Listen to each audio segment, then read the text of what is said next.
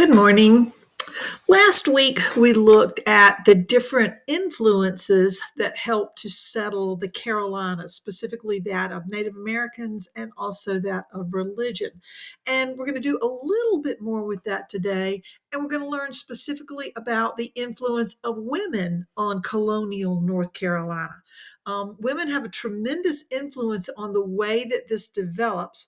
And it doesn't, it really begins with Native American women and goes through the end of the colonial period, which is into the early 1800s or so. So I've got an article I would like for you to read here. The article reading is right here. And then I've got a guide for you to take a look at as well. So you're going to actually keep the reading guide.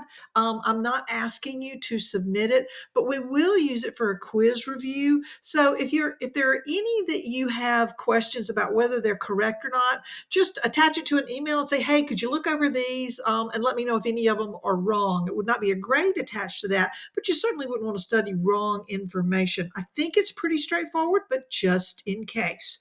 So to access the reading, you're going to go here, the worksheet asks you to start looking at part 2. So we're going to start reading right here. If you have any difficulty with the reading level, because this is a slightly above grade level, which we need to, you guys are going into high school next year, so we need to push those reading levels just a little bit.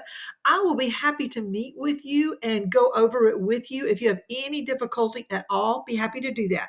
You can email me or you can sign up for tutoring and we can do it together if you need any assistance with that. All right, next, once you have done that, you are going to take a short quiz on what you just read. So you've got a quick colonial quiz. It's worth 20 points. I set it up with 2 attempts for you just in case you need a second one. All right, and then we're going to move on to a little bit broader view. Now we're going to leave the focus of North Carolina and we're going to start looking at what's called manifest destiny. That is the idea that we're in America, we are in the colonies, but we would like to move westward. And this is going to actually be applied to other parts of the world as well. But at first, we're going to deal with it just as the westward movement.